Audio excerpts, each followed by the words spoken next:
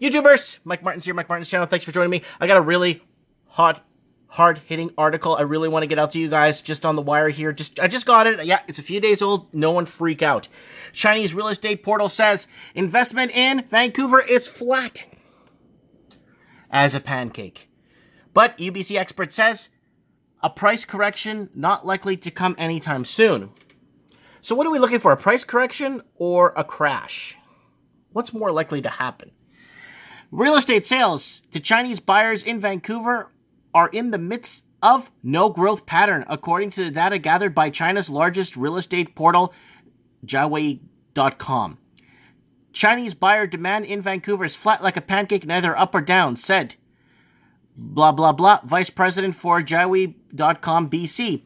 The most common searches in Jiawei, in addition to Vancouver, were Toronto, Seattle, Montreal, Los Angeles inquiries from buyers from China for all international properties are up 8.7% over last year. That is huge.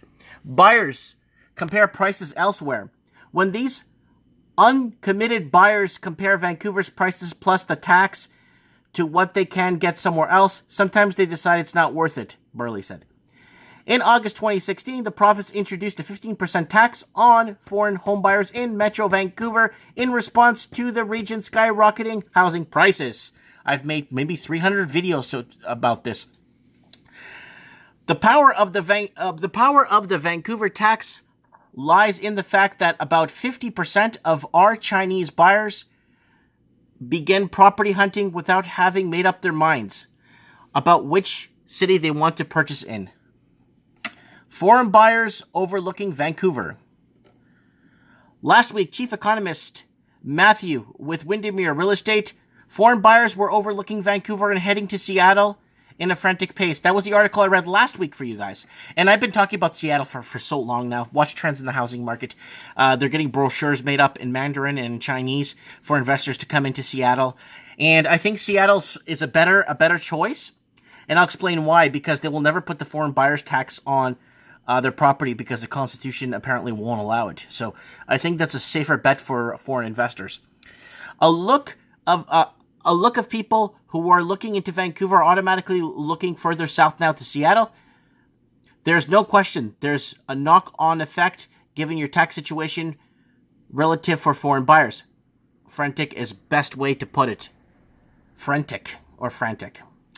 After years of dire warnings about the impending real estate bubble bursting, does the leveling off mean single-family home prices will cool down? I think that correction will take the form of a slower market for a number of years and very flat prices, said Suhr, a professor of UBC Sauder School of Business. It's really hard to see a trigger for large price correction in the market. Affordability problems. Let's get this last part over with. Somerville said his bigger concerns lies in the surging sales prices for condos, townhouses, in what described as a split personality market.